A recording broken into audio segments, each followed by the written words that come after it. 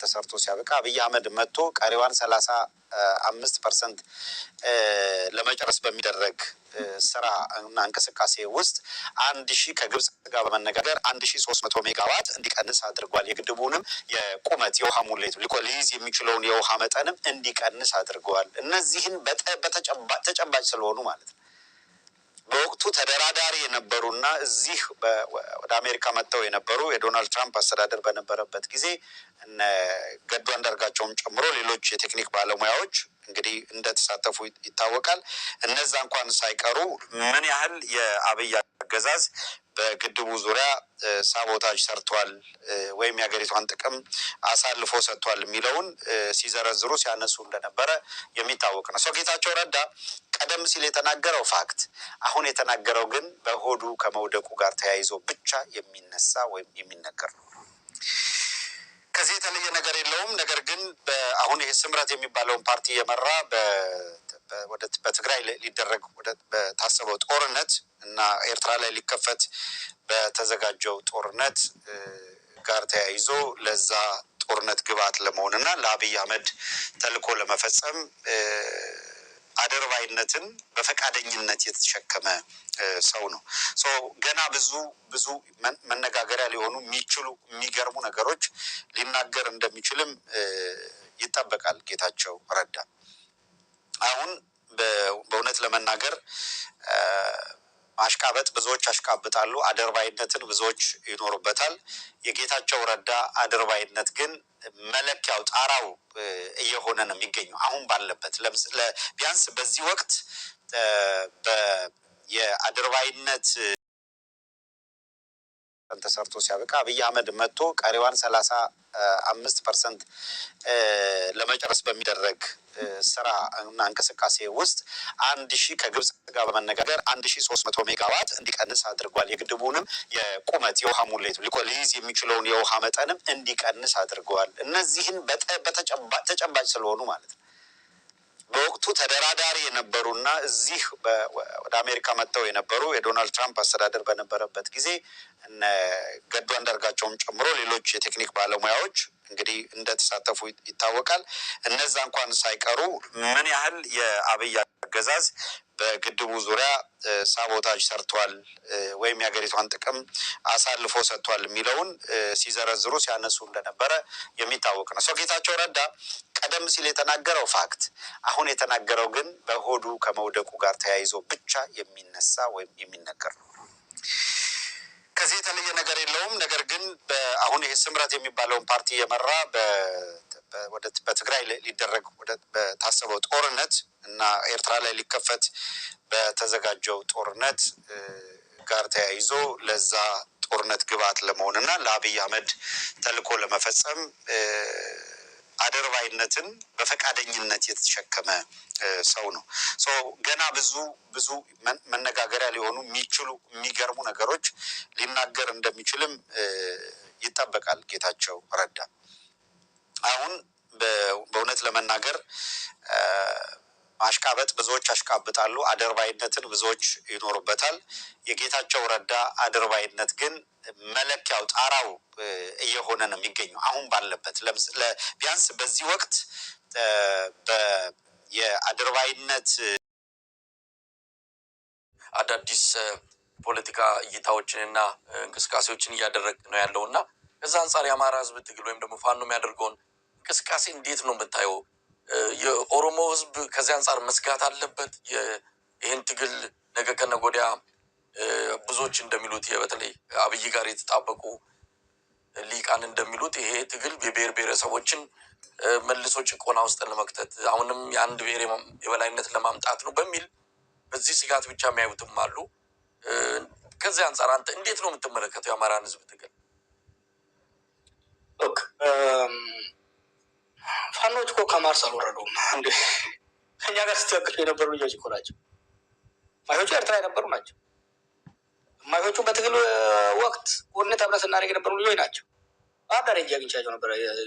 ሪመምበር አዳዲሶች እኮ አይደሉም።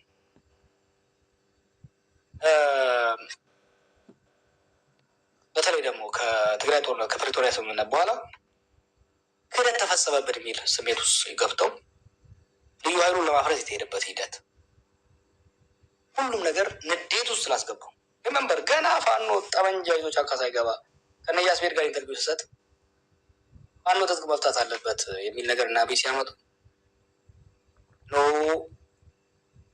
መጀመሪያ አይምሮ መፍታት መፍታት አለበት። የነፍጥ መፍታቱ ነፍጥ ማስቀመጡ ቀላል ነው። መጀመሪያ ተካርኩ የሚለው ስሜት ለጥቃት ልጋለጥ ነው የሚለው ስሜት ካልተፋቀ በስተቀር ነፍጥ ለማስፈታት መሄዱ ወደ ግጭት የሚያደርሰው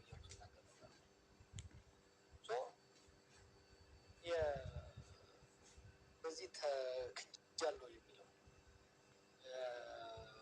ተበድያለሁ፣ ለጥቃት ተጋልጫለሁ፣ ተጠቅሞብኝ ጣለኝ የሚለው ስሜት ያጋለው ነገር አለ። ሁለተኛ የአማራ ፖለቲካል ኮሚኒቲ በብሔር መታገል የጀመረው አዲስ ነው፣ ገና አዲስ ነው። እኛ ትግራዊ ሶማሌዎች በረጅም ጊዜ ሲታገልበት ስለነበረ ባስበዋል። ከዚህ አንጻር ተያይዞ የሚወጡ ሌላ ብሔረሰቦችን ሌላ ማህበረሰቦችን ሊያስከፉ የሚችሉ ብዙ ነገሮች ተብለዋል። ባለፉት ዓመታት በትግል ማቹር እያደረጉ ይመጣሉ። አሁን ላይ እንደዛ አይነት ነገር አሰማል። ያንም ስለነበረው እኔ ምንድን ነው እዚህ ጋር ፋኖች የሚሉትም ዶርስ እያደረጉ አይደለም። አይ ብሊቭ ኢን ሂውመን ኢምፕሩቭመንት አንድ እሱ ነው። እነሱም እያሻሻሉ በብሽ እያደረጉ ሪያሊስቲክ የሆነ አቋምና ጥያቄያቸውን እያቀረቡ መሄድ አለባቸው። ሌላው ማህበረሰብም ሊረዳ መሄድ አለበት። ዋናው ነገር ግን ምንድን ነው? ኢትዮጵያ ውስጥ ወይሌን ላትወድ ትችላለህ፣ ፋኖ ላትወድ ትችላለህ። ግን ፋክት ኦፍ ላይፍ ለምሳሌ እኔ የሰላማዊ ትግል ወይም ደግሞ የህዝብ እምቢተኝነት ትግል ስልት አቀንቃኝ ነው። ከአርምስ በነፍጥ ከሚደረግ ትግል ይልቅ ጉዳይ እምቢተኝነት ማምን ሰው ነኝ። በዛ ነው ስራ የነበረው። አሁን ባለው ኢትዮጵያ ሪያሊቲ ወይሌን ኢግኖር አድርገህ ፋኖን ኢግኖር አድርገህ ቲዲኤፍን ኢግኖር አድርገህ ኢትዮጵያ ውስጥ ሰላም ልታስቡ አትችልም። እነዚህ ኃይሎች ላይ በድርጊትም በቃልም በማህበረሰቦች መካከል ክፍፍል የሚያመጣ በማህበረሰቦች መካከል ስጋትና ፍራቻን የሚያመጣ ቃልም ሆነ ድርጊት እየተቆጠቡ በዲሲፕሊን የታነጸ ለነጻነት የሚታገል ገበሬውና ማህበረሰቡን ለጉዳትና ለጥቃት የማያጋለጥ ስልት እንዲከተሉ ጫና በማድረግ ነገር ግን ነፍጥ ያስነሳቸው ያገዛዝ በደል መሆኑ እውነታውን በማስገባት መሄድ አለብን። ይሄ የከሌ በላይነት የከሌ በላይ ሁሌ የምንለው ነገር ነው። እንደ ኢትዮጵያ ህብረ ብሔር በሆነበት የብሔር ንቃት ኮንሽስነስ ከፍተኛ ደረጃ በደረሰበት ሀገር ውስጥ የአንድ ቡድንና የአንድ የበላይ ቡድንና የአንድ ግለሰብ የበላይነት ለማፍጠር የሚደረግ ሙከራ ኪሳራ ነው። ይህን እኮ በህወሓት ዘመን ነው ስንል የነበረው። ውጤቱ ምን ሆነ? ከዛ በኋላ አብይ ወደ ባሰው አመጣው። የአንድ ግለሰብ የበላይነት ለማምጣት ከኪሳራ ውስጥ ከተተን እና አሁን ደግሞ ነው እነኛ አይቻልም። ኢትዮጵያ ውስጥ እንግዲህ በኋላ አምባገነናዊ የግለሰብም ሆነ የፓርቲ አምባገነናዊ ስርዓት ሊሸከም የሚችል የህዝብ ጫንቃም የለም፣ ሊጭን የሚችል መንግስታዊ አቅምም የለም፣ ሊኖርም አይችልም። የት ካፓሲቲም የለም፣ ፖፑላር ቶለራንስም የለም። ስለዚህ የወያኔ የበላይነት፣ የህወሓት የበላይነት፣ የፋኖ የበላይነት ይመጣል ወይ ደግሞ ልናመጣ እንፈልጋለን የሚለውም ይመጣል ብሎ የሚሰጋውም ፕራክቲካል አይደለም። እናመጣለን ብሎ የሚያስብ የታጠቀ ኃይልም ካለ ሪያሊስቲክ አይደለም። በመላው ኢትዮጵያ ወይሌ በኦሮሚያ ላይ የበላይነት ሊይዝ አይችልም። ፋኖ በአማራ ክልል ላይ የበላይነት ሊይዝ አይችልም። ህወሓት በትግራይ ላይ የበላይነት ብቸኛው ሆኖ መቀጠል አይችልም እንደ ድሮ። ወርሲን ተቻለች አሁን ወርሲን እኮ። ስለዚህ ህዝባችንም ስጋቱን ቆጠብ ያድርገው፣ የታጠቁ ወንድሞቻችንም ቀረርቷቸውን ቆጠብ ያድርጉ። ከእንግዲህ በኋላ ኢትዮጵያ ውስጥ ተወያይቶ ተደራድሮ ተቻችሎ ከድርድር የተረፈውን ለህዝብ ውሳኔ አቅርቦ ብቻ ነው አብረን መኖር የምንችለው።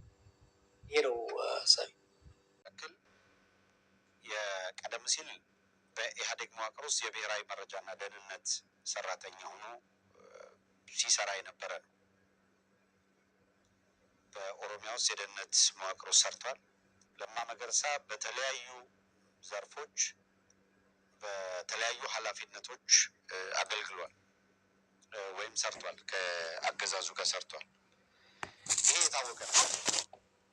ከዚያ በኋላ ግን በተለይ የኦሮሚያ ውስጥ ያለው የኦህዴድ ፖለቲካ ሼክ እየተደረገ ሲመጣ እንደ ለማ መገርሳ አዲሱ አረጋ ቂጤሳ እንኳን በኋላ ነው ብቅ ያለው። አብይ አህመድ ወደ ስልጣን ከመጣ በኋላ ለቡድን መፍጠር ይጠቅመኛል ስላለ ነው ያመጣው። ቀደም ሲል ይሄ የወጣቶች ዘርፍ ላይ የዩኒቨርሲቲ አደረጃጀት ኃላፊ በመሆን የቄሮ አደረጃጀት መዋቅር ሲሰራ በኦህዴድ በሚሰራበት ጊዜ ከነበሩ ሰዎች መካከል ነው አዲሱ አረጋ።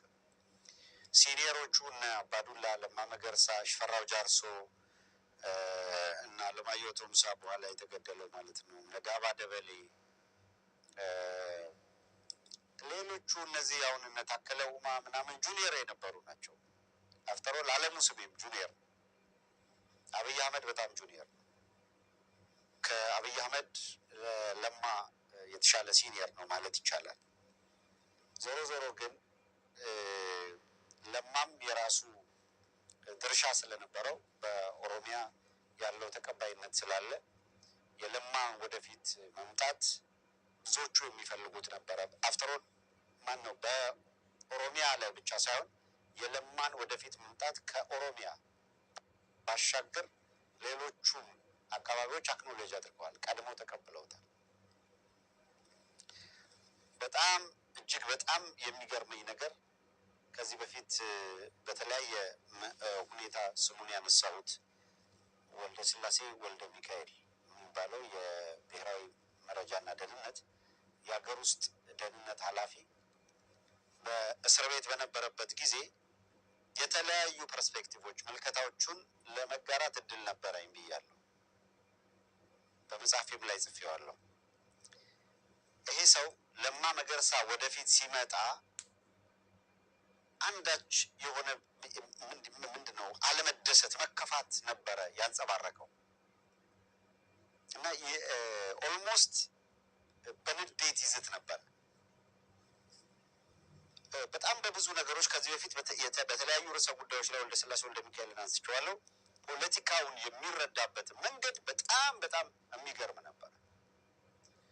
እኔ በዝርዝር በዚህ መጠን አውቀዋለሁ ባልልም የአብዮታዊ ዲሞክራሲ ኮንሰፕት ውሳቤውን ከመለስ ቀጥሎ በረከት ነው እንግዲህ በጣም በሚገባ ይህንን የእነሱን ርዕዮተ ዓለምና ፖለቲካ ቀመር ይገነዘባል፣ ይረዳዋል የሚባል እኔ ፖለቲካውን በመረዳት ረገድ በበረከትና የራሳቸው ኳሊቲ የተለያየ ኳሊቲያቸው እንደተጠበቀ ሆኖ የራሳቸው ድክመት የራሳቸው ጥንካሬ እንደተጠበቀ ሆኖ ወልደ ስላሴ ወልደ ሚካኤል በጣም በጣም የፖለቲካን የመረዳት አቅሙ በጣም የሚገርም ነበር። ሁኔታዎቹን የሚረዳበት መንገድ ቀድሞ ፕሬዲክት የማድረግ የመተንበያ አቅሙንም በብዙ መልኩ እገረምበት ነበረ። እዛ እስር ቤት በነበርንበት ጊዜ ያነሳቸው የነበሩ ነጥቦች ለምሳሌ ሁለት ነገር ልጥቀስላችሁ። አንዱ ከዚሁ ከለማ ጋር የሚያዝ ነው።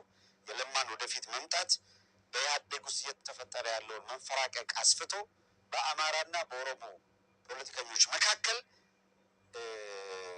ባውንደሪ እንዲፈጠር ሊያደርግ ይችላል የሚል ምልከታ ነበረው።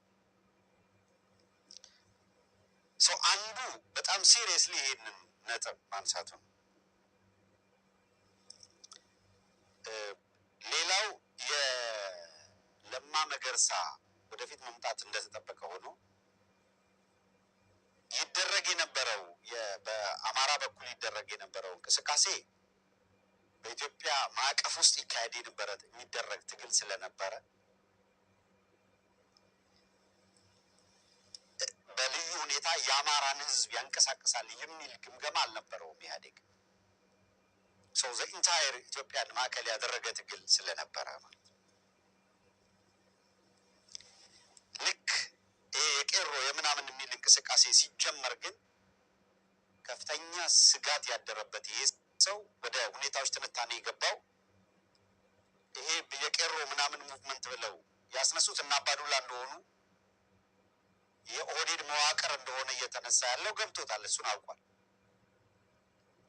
ሁለት ስጋቶቹ አንዱ ኢህአዴግ ውስጥ ያለው አመራር ወይም በተለይ ሁኔታ የህወሓት ኃይል ይህንን የፖለቲካ እንቅስቃሴ ይህንን ሙቭመንት የመረዳት አቅም ያለው አመራር የለም የሚል ስጋት ነው። ራሱ ነገሮች ወዴት እየሄዱ እንደሆነ ተረድቶ ለነዚህ መፍትሄ ማስቀመጥ የሚችል አመራር የለም የሚል ትሬት የነበረው የሚል ስጋት የነበረው